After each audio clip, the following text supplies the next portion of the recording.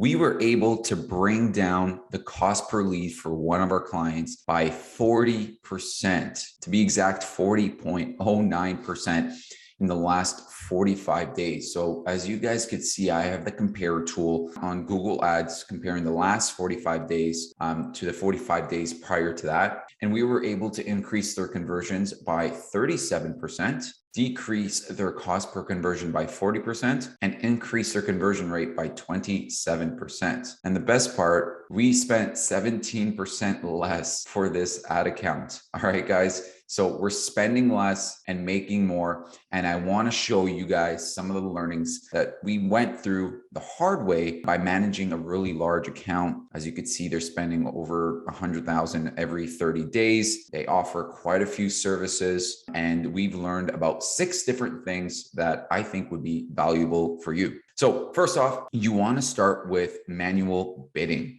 Manual CPC, negative keywords, manually adding phrase keywords that are shown from your search terms, and overall, not to be afraid to do manual work in the beginning. Talk to a lot of agency owners. I've talked to a lot of clients who've had terrible experiences with an agency or a marketing firm or freelancer managing their Google Ads account, where all they do is set up the campaign and they kind of just sit back and relax. But the best way to utilize your Google Ads is to feed Google data, then it's vice versa. Google will feed you data. So what I mean by that is, again, start with manual CPC, do a lot of the grunt work in the beginning. Google will come to a point where they'll suggest you do maximize conversions with target CPA. And that only comes when your account is warmed up. You spent $10,000, $20,000, $30,000 on the account.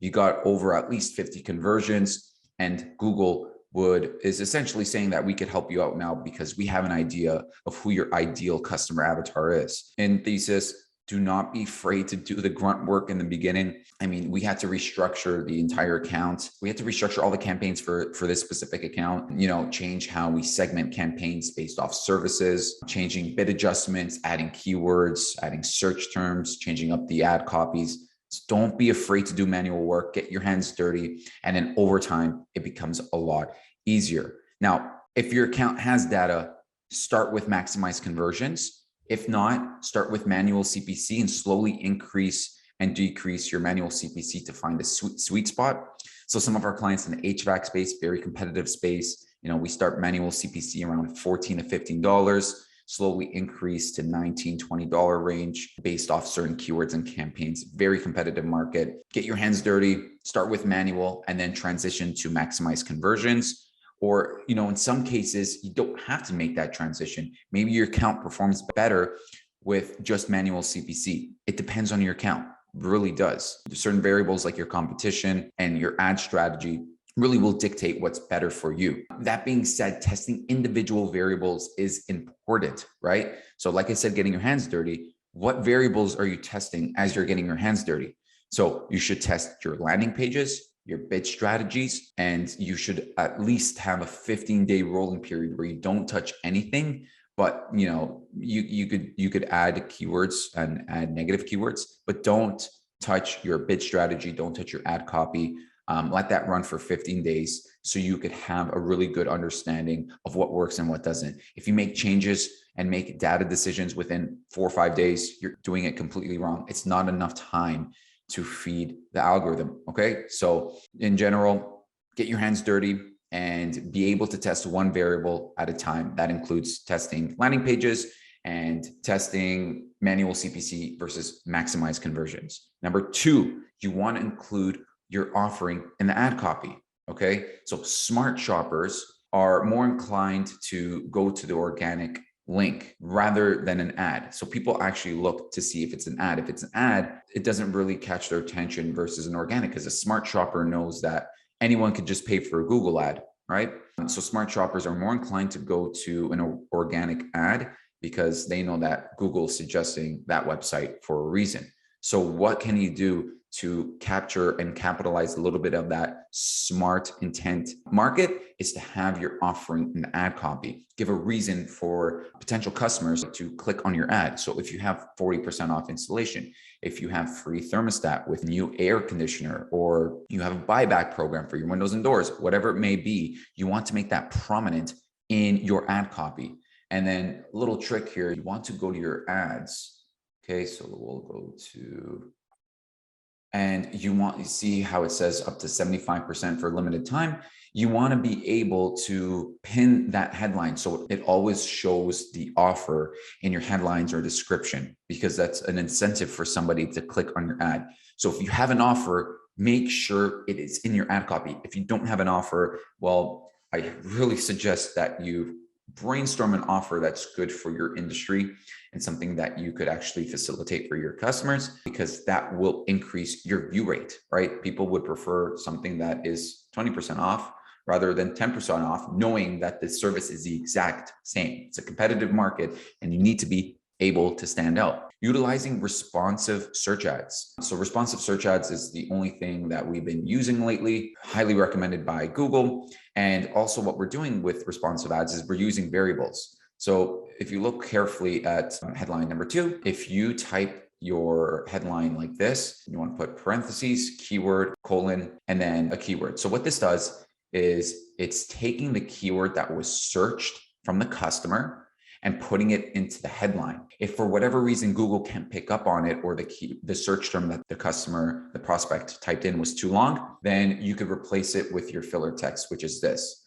Now, think about the relevance, right? So if someone were to search HVAC, furnace professionals near me, and in the headline, it says furnace professionals near me, and the next headline is 40% off, right? Like, you have a high relevancy rate, and then your offering is going to help you stand out, which is increase your click-through rate, your view rate, your conversion rate, so on and so forth. So these little minor tweaks that you implement in your ad copy and campaigns makes the biggest difference. All right. Next, number 4 is never ever stop reviewing negative keywords.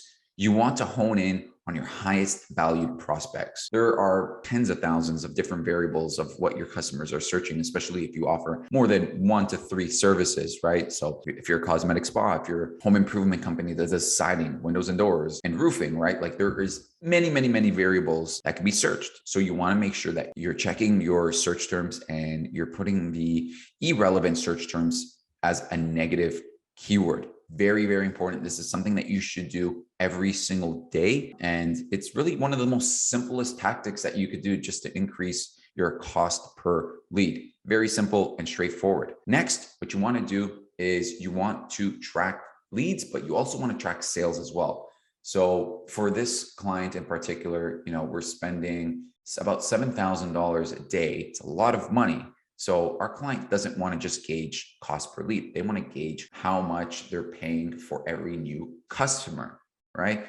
So once you gauge how much you're paying for every new customer, your cost per lead actually becomes a vanity metric, because you don't really care how much your cost per lead is if you're paying a good amount per new customer and your return on investment is over 2, 3, 4 within a 30-day rolling period. So what you want to do is you want to put UTM parameters in your ads. And if you're using WordPress, there's forms like Ninja Forms or Gravity Forms where you could extract the UTM parameters and use Zapier to send over those UTM parameters associated with the search term. So I'm going to give you guys an example here. Here is a really good example of tracking your customers and your campaigns to the T. So as you can see in this case, the source name is Google. So we got this lead from Google, the UTM medium. So the ad group is this, the ad set is, we just call it CPC, all for Google. And then the campaign content is the keyword that we're bidding on. And this is the actual keyword that was searched from the customer. And we close that customer for $33,000. So as you can see, we now know where we're going to allocate more of our money to.